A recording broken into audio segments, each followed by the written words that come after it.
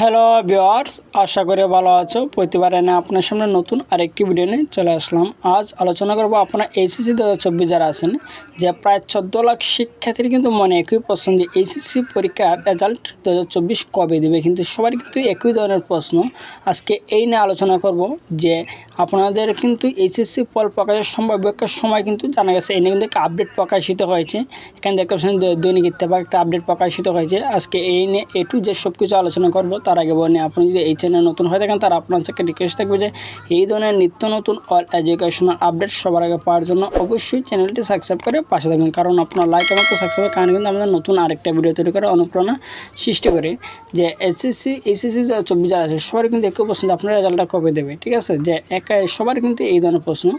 যে এখানে দেখতে পাচ্ছেন যে হেডলাইনে দেওয়া আছে টাইটেল, এইচএসসি ফল প্রকাশের সম্ভাব্য সময় জানা গেল। দিকে তারা কি বলে যে চলিত বছরের এইচএসসি সমান্য পরীক্ষার ফল আগামী মাস অক্টোবর মাঝামাঝি প্রকাশিত হতে পারে বলে জানিয়েছে। এ লক্ষ্যে কাজ করা যাচ্ছে আন্তঃশিক্ষা বোর্ড, ঢাকা মাধ্যমিক এবং উচ্চ মাধ্যমিক শিক্ষা বোর্ড সূত্র বলেছে যে এবার এইচএসসি ফলাফল নিয়ে শিক্ষার্থীরা বেশি উদ্বিগ্ন, সেজন্য দ্রুত ফল প্রকাশে কাজ করছে তারা।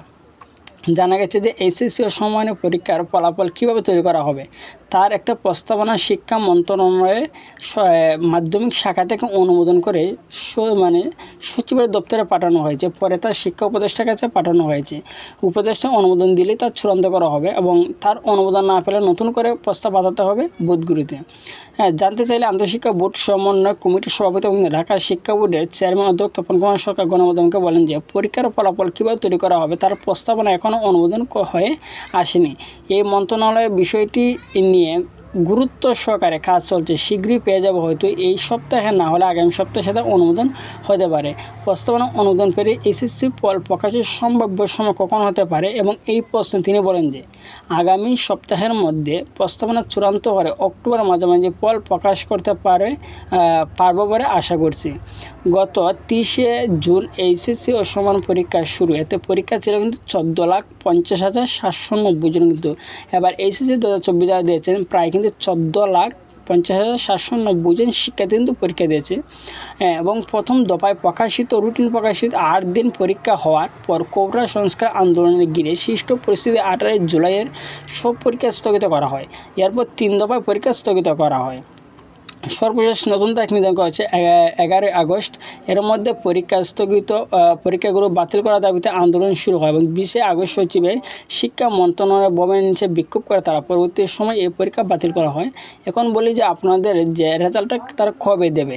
তারা সম্ভাব্য একটা তারিখ তারা এখানে বলে দিয়েছে যে আপনাদের এইচএসসি 2024 আছে আমরা রেজাল্টটা কবে দেবে। রেজাল্টটা সম্পূর্ণ ডিপেন্ড করতেছে যে তারা বলছে যে অক্টোবরের মাঝামাঝি।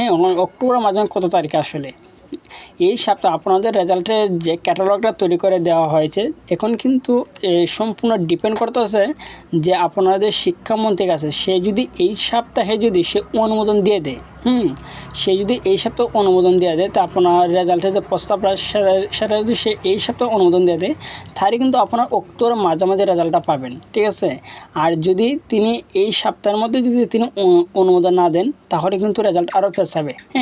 এখন এই অক্টোবরের মাঝামাঝি সময় বলতে কত তারিখ বোঝাচ্ছে? অক্টোবরের মাঝামাঝি সময় বলতে এখানে 10 থেকে 11 অক্টোবর রেজাল্টটা পাওয়ার কিন্তু সম্ভাব্যতায় কিন্তু তারা প্রকাশ করছে যে আপনারা কিন্তু অক্টোবরের 10 অক্টোবর অথবা 11 অক্টোবর 2 তারিখ কিন্তু এই 2 তারিখের মধ্যে কিন্তু আপনাদের রেজাল্টটা পেয়ে যাবেন।